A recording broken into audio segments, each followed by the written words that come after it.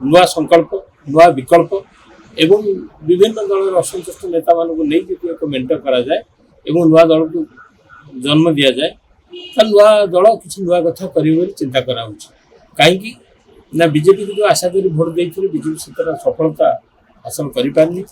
BJD ଦୁର୍ବଳ BJD ଫେରିବାକୁ କାହାର ଆଭିମୁଖ୍ୟ ନାହିଁ।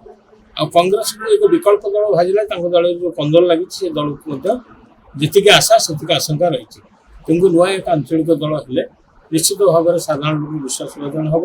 କିନ୍ତୁ ଲୋକଙ୍କୁ ବିଶ୍ୱାସଭାଜନ ସେଭଳି ନେତୃତ୍ୱ ଦରକାର, ସେଭଳି ସଂକଳ୍ପ ଦରକାର, ସେଭଳି ଆନ୍ଦୋଳନ ଦରକାର, ସେଭଳି ଆଭିମୁଖ୍ୟ ଦରକାର। ମୁଁ ଭାବୁଛି ମହବୁବ ମୁଫତି ଯେଉଁ ଆଞ୍ଚଳିକ ଦଳର ପରିକଳ୍ପନା କରିଛନ୍ତି, ଯେଉଁ ସ୍ୱପ୍ନ ଦେଖିଛନ୍ତି ତାକୁ ସାକାର କରିବା ପାଇଁ ଅନେକ ସଂଗ୍ରାମ କରିବାକୁ ପଡ଼ିବ। ତାକୁ ସଫଳତାର ଶୀର୍ଷରେ ପହଞ୍ଚାଇବା ପାଇଁ ହେଲେ ଅନେକ ନେତାଙ୍କୁ ଏକାଠି କରିବାକୁ ହେବ।